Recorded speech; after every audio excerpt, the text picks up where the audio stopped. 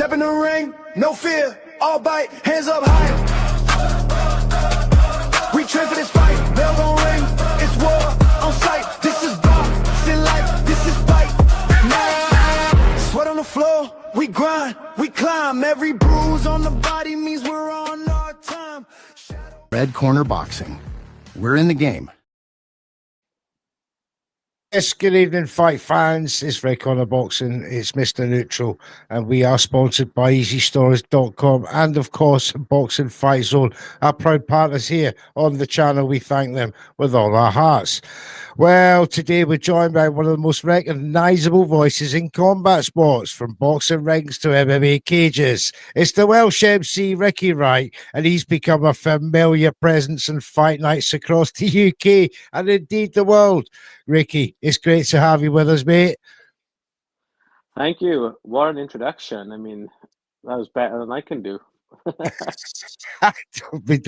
No, that'll be hard to believe. Well, look, for anyone who hasn't seen you at work yet, how would you describe what you do in the fight game?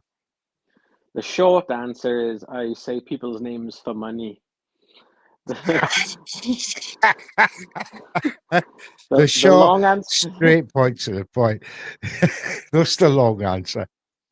The long answer is I research information and make everything come to life, and it's a lot more to MC and ring announcing than a lot of people may see. There's a lot to do with, like, a lot of times you find yourself running the show, and you know, you work together with all the different people, and yeah, I mean, I got told a long time ago that, like, no one really notices the ring announcer unless they're really bad, and a good ring announcer can make a show or break a show. So yeah, that's me acting self-important, I guess. Well, you are an important part of any event, you know, because that's the initiation, that's the start of when the fight fans, and particularly those fight fans who've got vested interests in the boxers that are about to come into the ring. But when people hear the name of Ricky Wright on a fight card, what do you want them to expect? Weirdly, I was talking to another ring announcer the other day, and he asked me about compliments. I find it such a huge compliment when someone describes me as professional, because I lack professionalism in every other aspect of my life. So, and even when I had a full-time job before I quit to become a ring announcer, I was not very professional at all. So when people say, "Oh, Ricky, you have a professional delivery," and it means a lot, because I'm like, I think of myself as a monumental fuck up in life, but the one thing I'm passionate about, people think I'm good at. So that's a huge compliment. I get that. I get that. Do you have a bit of lack of self-confidence outside the ring? You know, you mentioned that you you you don't consider yourself mature in other ways, but or professional in other ways, but other than in the ring, it's just testament to how seriously you do take it when you are there. But how difficult was it to break into the combat sports as an MC in the first place? Not too difficult, really. I did it as a way to like, I got into ring announcing basically because my jiu-jitsu coach was putting on his own MMA show, and he asked me if I could be the MC, and I was like, "Oh, what for?" You know, and I think he gave me free 50 quid and like a year's free training. And then my Thai boxing coach said the same. If can you do my show as well? I've got a show coming up. I thought, yeah, I'm gonna ride this till the day I die. I just get free training, MC twice a year, once for my jiu-jitsu course, once for my Thai boxing coach, and like, how much money I'm gonna save. And then people started paying me to do it, and it snowballed from there, uh, by word of mouth, and like people seeing me at shows, and then can you do my show? And before you know it, I'm like I've done 32 countries around the world. It's mad, like. It is. It's so you had no aspirations or expectations as soon as you'd done it. It's just one of them organic things that's So again, it's testament that people think you're good, Ricky. But what's that one moment from your very early career that you went, yeah, this is what I want to do? Well, it was like my third show.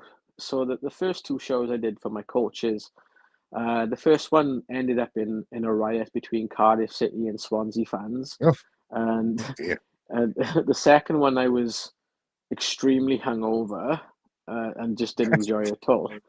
And then the third one, I got asked to do a show in Southampton by my friend Sledge, and he was like, "Oh, can you cover a show for me?" And I was like, "Oh, mate, I'm just helping out my coaches." Like, "Oh, I can't do it. I'm really stuck." He's like, he's like, "They pay you £200," and I was like, "Oh, okay, I'll do it." So I went out to Southampton, and it was the first two shows I did were helping out my coaches. It was very low budget. This one was in a nightclub. It had good sound system, lighting, walkouts, the whole shebang, and I had a bit more confidence, and I was like, "Yeah, this could work." I'm enjoying this, and and that night I got offered another gig in Portsmouth, which and I was it's like, "Yeah, down the road. I could do this. I could do this. This is yeah." And that night I was like, "Yeah, I could do this for the rest of my life." So that's very early on. I know Southampton and Portsmouth very well. Used to live down there a few years ago. But uh, who were some of the early promoters though in MMA or UFC? I can't remember which one was MMA In or MMA, boxing. in MMA, like the show in Portsmouth, Shock and Awe they called, and they booked me for their first show in 2009, and they still use me to this day, like, and it's incredible that after 17 years, I'm still with the same guys. But with boxing, started working with Staniger Promotions, and they were doing bits on Eurosport at the time, and SOC, the Welsh language TV channel, and also do a bit on BBC Wales too. Like, so, Staniger were one of the first promotion with a bit of an audience to really give me attention in boxing. But I've worked with a lot of big boxing promotions since. Yeah, you certainly have. Tremendous. Now you mentioned that before you were virtually running the show. Just gives an idea. Is there a template that you use that a tick sheet that you have to go through fight night in preparation for this, especially the bigger events? I find with the bigger events, it's a lot easier because the professionalism is there, and you'll like a really solid promotion will just make sure you have all the information. Basically, the more I know, the less I need to bother them. So Mm. everything is given to me on the plate. But sometimes you go to a smaller show and you just get the names on a piece of paper, and it's like, right, I got to figure out the rest Yeah, myself and put in the legwork. But yeah, I just got to make sure that everything is uh, is in sync with each other as well. Like sometimes you get like sometimes they'll tell you as an update to the card, and then you got to tell the DJ and everyone ringside. But sometimes they forget to tell you, and everybody else knows but you, and then you call out the wrong fighter's name, and it's really embarrassing. It happens more than it should. I was going to say that. I mean, it's chaotic at best at times behind the scenes, and mistakes can happen. Is there any that come to mind? Real howlers. Oh, well, there's the show I mentioned in Portsmouth, Shock and all, about 2 years ago. There was there was an incident where uh, the two guys had a bit of needle with each other even after the fight had ended, and I wasn't sure what the decision was from the referee, whether it was a disqualification and no contest or what have you. So I leaned over to ask him, and one of the fighters punched the other fighter over my head. So I try to break them out, and then one of the fighters, he puts his elbow in my face and throws me into the fence, and it's really embarrassing. They were big boys as well, light heavyweights, and it's quite funny clip of that going around. There was one time in Sweden where I had a really dry throat, and we just opened up the show live, and I had a coughing fit. Then the more I coughed, the more people in the crowd laughed, and then I started laughing. And when they released the video as well, they like added the noise of like a fly buzzing around, so it sounded like I swallowed a fly. And Ah, the human beings can be so cruel. yeah, I can well, you imagine. just you, you just gotta laugh it off, you know. It's uh, Yeah, it's definitely, definitely. Now, on the positive side, is there any particular fight night or event that stands out as special? And what do you actually, out of the two disciplines, and combat and boxing, which is your favorite? out of the two sports, I go through phases. So sometimes I'm really into my MMA, and sometimes I'm really into the boxing. Funny enough, I don't get much boxing work in the UK over the last year. I was working a lot of shows with BCB, but uh, they got another MC. I think it's because they couldn't afford me anymore. I'm just making that up. But right now, I've started working with a big boxing promotion in Dubai who have a lot of ambition, and I've already worked for them once this year. They've got three more shows before May that I'm booked for, and a few big title fights. So like as I said, it's like I go through phases. So I'm really excited about the boxing at the moment, but I'm also excited about like I did an amateur MMA show locally in South Wales, and I was just excited by the amount of talent that was on display and how these young kids fighting are going to go on to big things. So yeah, again, it's not. It's hard to pin I down, can't isn't pick. it? Yeah, I can't pick Yeah. one or the other, but I go through phases. I started doing a bit of bare knuckle MCing with the BKB promotion from America, Oh, and yeah. with Paulie Malignaggi fought Tyler Goodjohn We did last the year. watch along for that. Yeah. Yeah, that was like that was incredible to work on, and yeah, incredible night. Mm. So and obviously, and I work for another big promotion in the Middle East called ADXC, which is grappling, and they've put on some huge names from boxing, from ex UFC fighters, big names in grappling, uh, heroes that I got to grow up watching, and then I'm calling out their names, So Yeah. yeah, it's just whichever phase I'm in at the moment is what I prefer. But Talking right of now it's you, boxing. yeah, but talking of your favorites, going through your career, uh, give us an idea. Give me your top five of across the board. Top five, top five what? Top five, whether it be boxers or MMA fighters. That I've announced. Yeah, In terms of big names, Bado Jack, the cruiserweight and ex-cruiserweight welterweight champion. Yeah. champion. I couldn't believe it when I got asked to announce him, and on the same card there was O'Hara Davis and Rocky Fielding as well.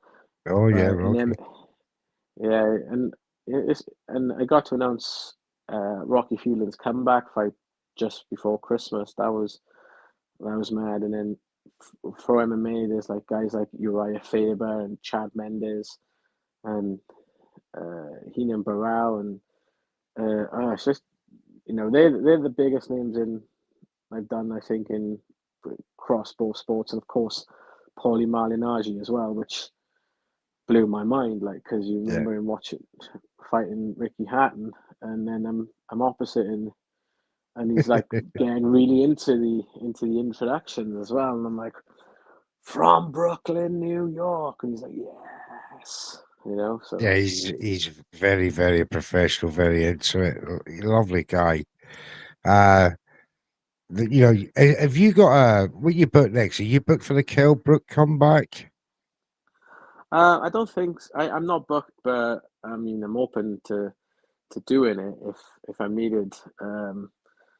So yeah, and the thing is with Dubai, I got 3 shows in the calendar all before I run the London Marathon in April, and it's a bit nervous now that like they might go ahead, but if the airspace is closed because of the ongoing tensions with the Middle East situation, there's a bit. I'm gonna be Better fee at the I, moment, isn't it? I'm gonna be going down Yeah, the food bank and eating yeah. Such a tins of shame. beans. Yeah, No, I don't know. I hope it doesn't. yeah, yeah. Peace. Hopefully that doesn't happen, mate. Hopefully it doesn't happen. But this is the stark realities of life and how things can go very quickly downhill. Yeah. Hawk Ringside Live says, is Dina Toslin the most famous female boxer that you have announced? Possibly Dina Thorsland. I've got to announce her 3 times, all in world title fights. I'm trying to think if there's other females that I've announced that are bigger. No, 100%. She's the biggest female.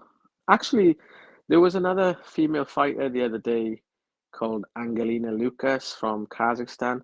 She's not quite the level that Dina Forsland is, but she has a huge, huge following, like 2 Right. million followers on Instagram. But like Dina is, I think she's like one of the More pound for well pound known. Yeah. greats at the moment. I just think because she's from a country like Denmark, who the boxing fandom is very passionate but very small, and until you get to like the size of like Tesla, no one really outside of the boxing scene really bats an eyelid. But Dina Forsland's, oh, she's class. Like I I miss announcing her fights. To be honest, she was quality to watch from ringside. Yes, yeah, absolutely. Tremendous, tremendous woman, tremendous career. Talking of careers, where do you see your career heading over the next few years? Oh, mate, I don't really know. I like last year I worked with the IBA World Championships in Dubai for the 10-day duration of the tournament. I'd love to do more with them over this year. The promotion I was saying about in Dubai, as I said, they got a lot of ambition, hoping to grow with them. Um, like there's a promotion in Sweden that I started working for the fourth event, and we're now on the 28th event coming up. And I started with them when they were small in a small arena, well, a small room at the side of an arena, and now they're going all over Sweden. So it's nice to sometimes grow with a promotion. Uh, you know, Yes. you start you build up from you put faith into something, and they can't pay you what you want, but you believe in them enough that when they grow with you, and the loyalty is repaid, and the money gets bigger, and the shows get bigger, and the platform is bigger.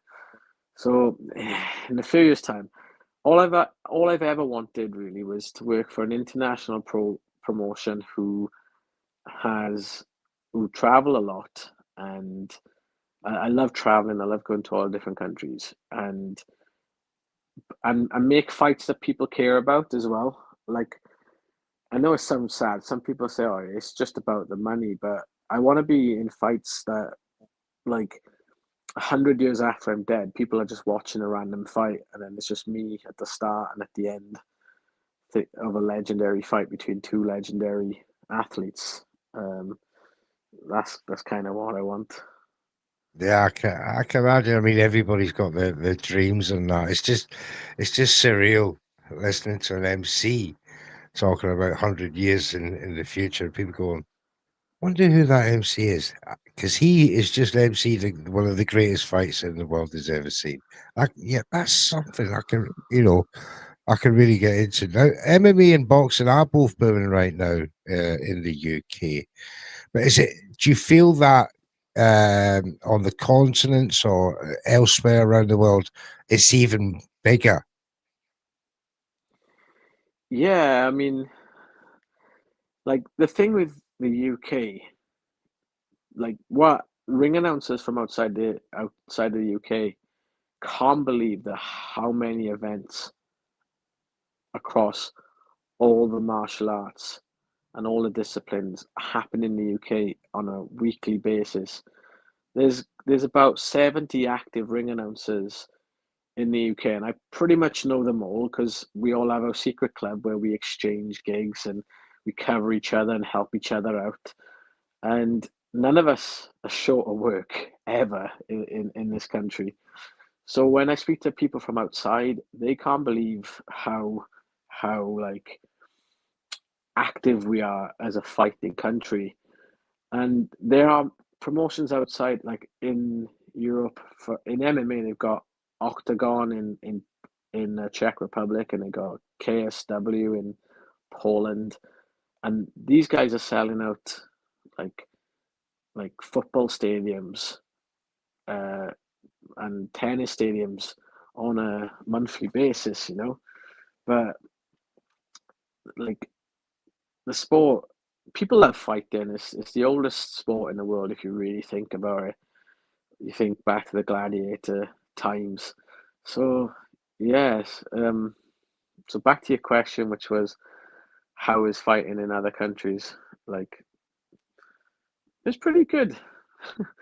And then there's certain, like, last 2 years ago I got to go to the Cayman Islands, which was Oh, insane beautiful. because yeah, it was a random boxing event, and in the main event you had a fighter that was trained by Roy Jones Jr. fighting a guy from Wales that was trained by Enzo Macronelli.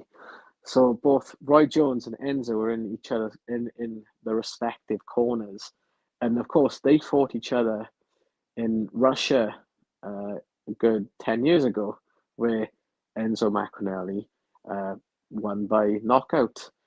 But like it was mad to just see how well both Enzo Macronelli and Roy Jones Jr. got on, and the fact that it was a boxing event in the Cayman Islands, and everyone on the island just was curious and wanted to come out and see.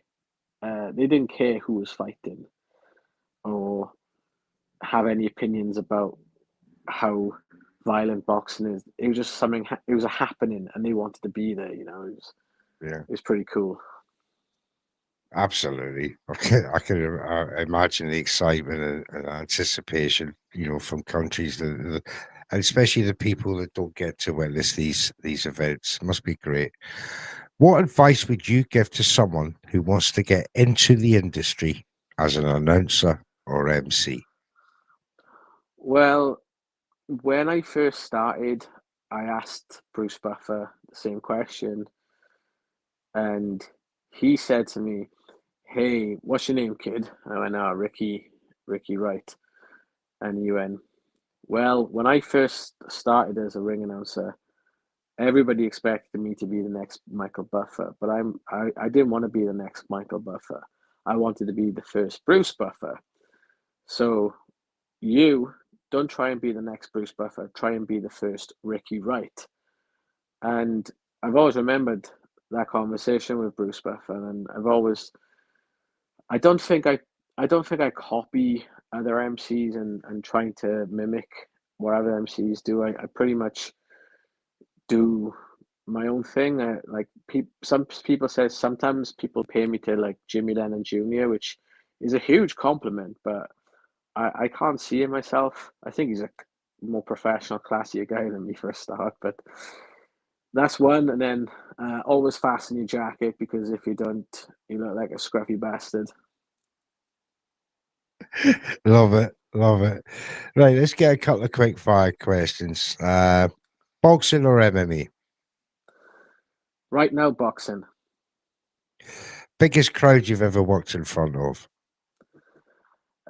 Moscow Arena, 20,000 people. Lovely. Fighter with the most best, fighter with the best entrance music. Oh, right.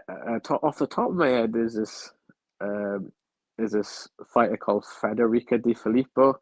She's this Italian fighter based in England, and I think she comes out like to stripper music and does a bit of a dance on her way to the cage. But off the top of my head, her. If my girlfriend sees this, she'll be upset with me. I said that. Right, we'll keep that on the low low. The most intense atmosphere you've experienced. Oh, wow. Right, it's quick fire, so I should have thought something quicker. But oh, I think back in the day when Welsh fighter Craig Kennedy fought, I can't remember the guy's name, but he fought in a British title in Eliminator, and the first bout got called off due to disqualification because the opponent bit Craig on the neck. So when they rescheduled the fight, I can't. The intensity was off the chain, Yeah. and that one. But I could not remember the name of the opponent. But if anyone from Wales is watching, they should know it. Dream fight to announce. Oh, do you know what? I would love to announce Wilder versus Chisora. I actually messaged someone from the promotion team because obviously it's MF Pro, it's a new thing, so maybe they haven't decided on an MC yet. So it's like, hey, let me do it, but I got left on red as usual. Ah, well, that's a shame. One word that describes fight night. Mm. In the words of Chris Eubank, stupendous. Stupendous. And my closing question, Ricky. When the lights go down and the crowd is roaring, what does that moment mean to you personally? It's it means so much to me that like there's 7 billion people on this world, and a lot of them will never really find their thing, or even if they find their thing, they never have the courage to go after it and become what they want, and so when I'm in the ring and it's a huge fight, crowd is roaring and the lights are down, and I'm just, you waiting for the director to give you your cue, and and there's certain things, like I look back and growing up, I watched Mike Goldberg commentate on UFC, and obviously he does BKB now. And hearing him or any of the commentators that I've worked with, Barry Jones, Nick Halling, and when they say like, let's throw it over to our MC Ricky Wright, I'm like, yes, this is where I want to be. This is why I travel and fly at stupid hours in the morning, get smelly buses, catch the National Express to the airport, sat next to the smelly toilets. Everything that, all the sacrifices of, it's all worth it in that very moment. Well said. Tremendously put. Well, ladies and gentlemen, you've heard it from humble beginnings from an MMA club to help me out, fill in for me in Southampton. And then it went on a snowball for Ricky since then. Yeah. And the journey, Ricky, from Las Vegas. 32 countries around the world. Incredible. And I got 4 more in the diary. This already this year booked. alone. That's what we love to hear. Progress, all the rest of it. Fantastic. Thanks for giving us your time tonight. Before we close off, this show sponsored by EasyStorage.com and Boxing Fight Zone. And please give us a like and subscribe. It's the first time you're listening to Red Corner Boxing and watching us. And don't take my word for it. Take another MC, Lupe Contreras' word for it. Hello, my friends. This is... Hey everybody, this is ring announcer Lupe Contreras. I subscribe to Red Corner Boxing, and you should too. Thank you very much, Lupe, and hopefully Ricky Wright will leave us a similar message so we can keep the MC series bandwagon rolling. But from us here and Ricky Wright, and thank you, Ricky, once again for Red Corner Boxing for joining us tonight. We'll see you soon. Bye-bye for now. Step in the ring, no fear, all bite, hands up high. We train for this fight, bell gon' ring, it's war on sight. This is boxing life, this is fight night. Sweat on the floor, we grind, we climb. Every bruise on the body means we're on our time. Red